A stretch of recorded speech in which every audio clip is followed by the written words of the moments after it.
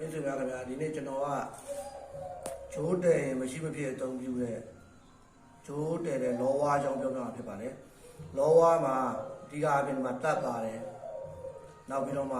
ဒီကောင်ချိတ်ကချိတ်ကြီးပဲမဟုတ်ဒီကဓာတ်ဗျအဲ့ဓာတ်အတွင်းကသစင်သွားတစ်ကိုင်းနေပါလေဆွဲဖြတ်မယ်ပေါ့သူကတော့ဟောပေါ့ပါတဲရလွယ်အောင်လို့အစင်းနဲ့ဆက်တဲ့ဟာ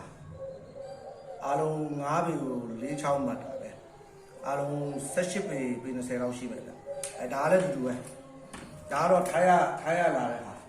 ထိုင်းရလာတော့ကျွန်တော်ပေါ်ကနေမထွင်ရသေးဘူးသူကကျတော့9ပေကို50ပါပဲ25ပေရှိတယ်ဒီကောင်ကထိုင်းရသူကကျတော့ဒီလိုလေးလဲပြီးတော့ဆွဲလိုက်ပြီးရင်ပြန်လဲပြီးကျတ်သွားတယ်လဲပြီးပြန်လဲ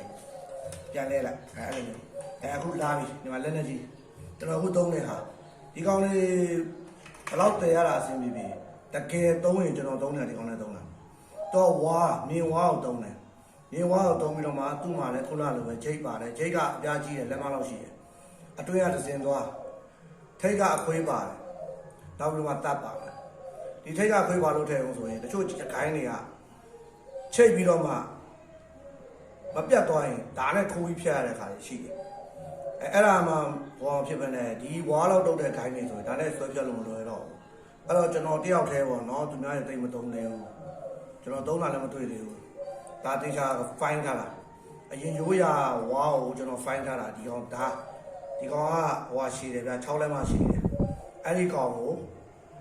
ဖြက်က9မှတ်လောက်ရှိတယ်အဲ့ဓာတ်လုတ်ပြီးတော့မှအနောက်မှာဓာတ်ကိုပြီးတတ်ထားတယ်အဲ့ဒီကောင်နဲ့ခုတ်ပြီးတော့မှဖြတ်တယ်သူကကျတော့ဝါကိုအောက်ကအဆက်တယ်ဒီကောင်ရဲ့အောက်မှာဓာတ်ကိုလာဆက်တယ်အဲ့နှစ်ခုဆက်ပြီးတော့မှတုံးတယ်များတော့ပြင်ကျွန်တော်တဲတာကြီးတော်တွေကိုဗျာစူးပင်တွေများတယ်ကျွန်တော်တဲတဲ့အပင်တွေရဲ့80ရာခိုင်နှုန်းလောက်ကစူးပင်တွေကန္တာရပင်အင်မတန်မာတယ်ကန္တာရပင်ဟိုတုံးရင်ဒီလိုဝါးနဲ့မှဆင်ပြေတယ်သူ့အောက်ကနေဆက်ရင်ဘယ်လိုဆက်တုံးဆိုရင်ဒီမှာအန်ချောင်းပါတယ်အဲ့ဒါနဲ့တောင်းနဲ့လာဆက်တယ်ဒီတက်နဲ့ထိုးတယ်နောက်ပြီးရင်ဒီကောင်းရဲ့နောက်မှာပါတော့ဆိုလောဝါထိန်းတဲ့ကျိုးပါတယ်အမြင့်မှချိတ်ထားရင်လောဝါအောက်မှာရမ်းမှာဆိုလို့ဒီကျိုးဖြုတ်ပြီးတော့အောက်ကတပူနဲ့ခြီထားတာပါဗျာ